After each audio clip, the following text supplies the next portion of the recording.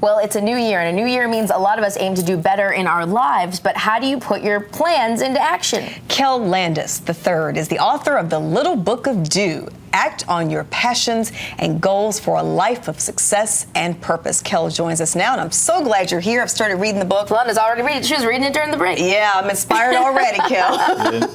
So, first of all, what is the one thing people can do to start the new year off the right way?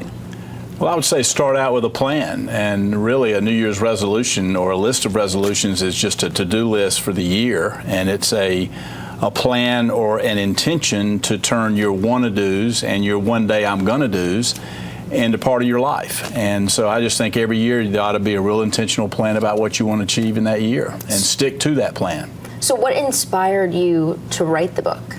So it was actually about a year ago. It was my New Year's resolution last year to write a book, and so I guess I got that done.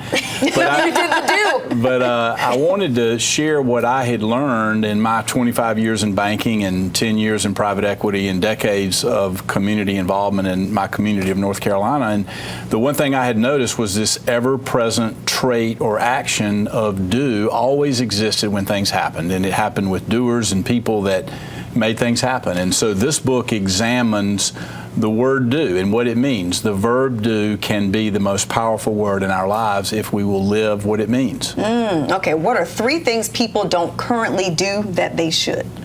Well, just like probably number 1 is choice, to understand it's a choice. Just like we get to embrace our attitude each day, we also have a choice whether we do or don't do the things that really matter in our lives.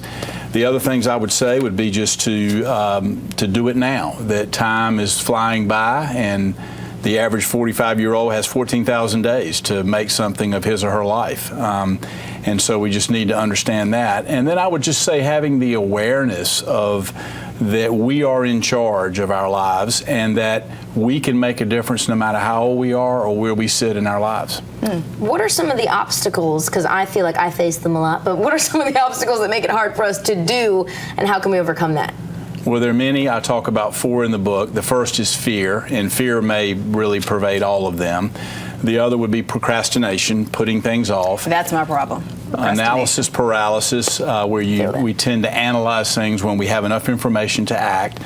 And time, and I think we often use time as an excuse, because if something really matters, we can make time to get it done. The book discusses not just the importance of doing, but doing good. What do you mean by that? Well, what I mean by that, and that was the first iteration of when this book has been cooking in my head for like 10 years, the notion that we all have the opportunity to do something special beyond ourselves. We have to take care of ourselves first, but the greatest sense of satisfaction I've gotten is when I felt like I did something for others or for my community. So I've set up with this book a foundation called the Foundation for Do, and I'm going to make financial grants to people who do something special in their entity or their community or church. Give us some information so we can put that on our website. I love it. The Little Book of Do. Thank you.